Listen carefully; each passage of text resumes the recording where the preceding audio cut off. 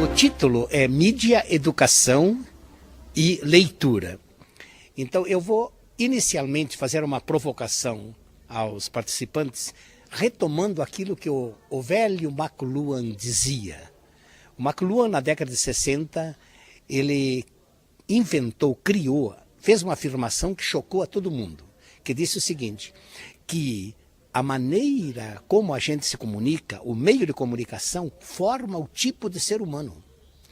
Então, ele diz, por exemplo, uma comunicação oral forma um homem multidimensional, um homem que ri e chora ao mesmo tempo, um homem que precisa, então, da presença do outro. Mas com a invenção da escrita, a galáxia de Gutenberg, o homem se transformou numa linha de montagem. Quer dizer, a gente só consegue ver uma coisa depois da outra, como é a letra, como é a escrita. Então, o ser humano introjetou aquelas ideias e se tornou, então, um homem individual, um homem que é incapaz de fazer duas coisas ao mesmo tempo. Isso diminuiu o ser humano. Agora, com a invenção então, da eletrônica, os meios de comunicação de massa, nós tomamos os outros dois aspectos, o acústico e o escrito, e o ser humano agora é um ser diferente. E aí ele começa a fazer umas distinções. É um ser que vê 1000 coisas ao mesmo tempo, mas, ao mesmo tempo, ele não tem chance de dizer a palavra. Essa é a teoria do McLuhan. Então ele é um homem massificado, nos meios de comunicação de massa. Eu, na segunda parte, então, eu vou questionar isso e vou mostrar que, graças às novas tecnologias, nós estamos conseguindo hoje também dizer a palavra. É uma coisa interessante como se faz a panela, mas não se faz a tampa. Então agora, por exemplo, através da teoria da convergência, eu entendo por convergência aqui na teoria de Jenkins, a possibilidade das pessoas também dizerem a palavra. E o que está acontecendo hoje, bem interessante, é que principalmente os jovens, etc., eles não aceitam mais simplesmente ficar vendo. Eles querem ser sujeitos, falar. Então, convergência para Jenkins é quando as pessoas interferem na própria produção do script. É quando eles mesmos, então, já conseguem dizer, olha, eu quero que esse roteiro mude, que entre aqui. E vou mostrar, então, essa contradição que está surgindo. E agora, então, a terceira parte. E aí eu acho que, quem sabe eu posso contribuir um pouco. Eu tenho até um livro escrito que é Mídia, Educação e Cidadania, onde eu mostro que tudo isso são, até certo ponto, meios. O oral, o escrito e o visual são meios.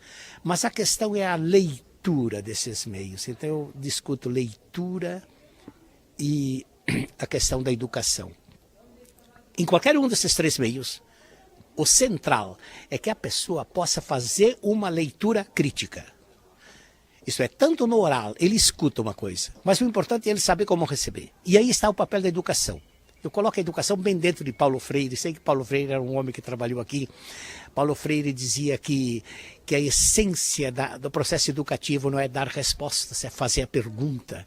Então, quando eu falo, uso o meio oral, eu tenho de falar fazendo a pergunta. E quando eu escrevo também de uma maneira que eu provoque, fazendo a pergunta, para que então aquele que recebe, o que lê o oral, o que lê o escrito e o que lê o eletrônico, e aqui é o ponto central, possa também ter a possibilidade de fazer a pergunta.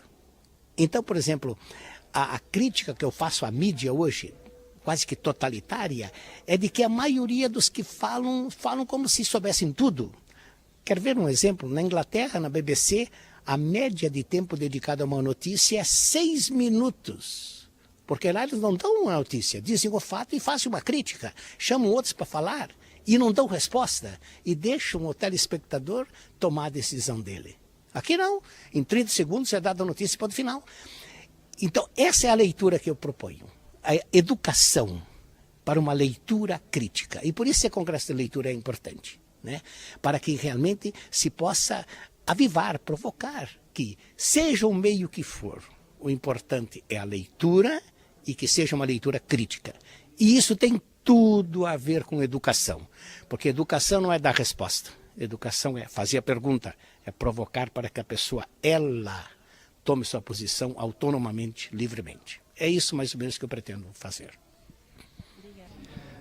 Bom, nós buscamos verificar como os meios de comunicação, a educação, se relacionam, que tipo de aproximação existe entre esses dois universos, essas duas instituições, e até onde, a partir da identificação dessas relações, nós podemos falar em novos modos de proceder à leitura. Quer dizer, no fundo, trata-se de admitir que as formas de leitura, como processadas tradicionalmente pela escola, precisam avançar para uma compreensão mais ampla e globalizada dos meios de comunicação, meios com os quais as crianças, os jovens, os adolescentes se relacionam permanentemente. Vamos?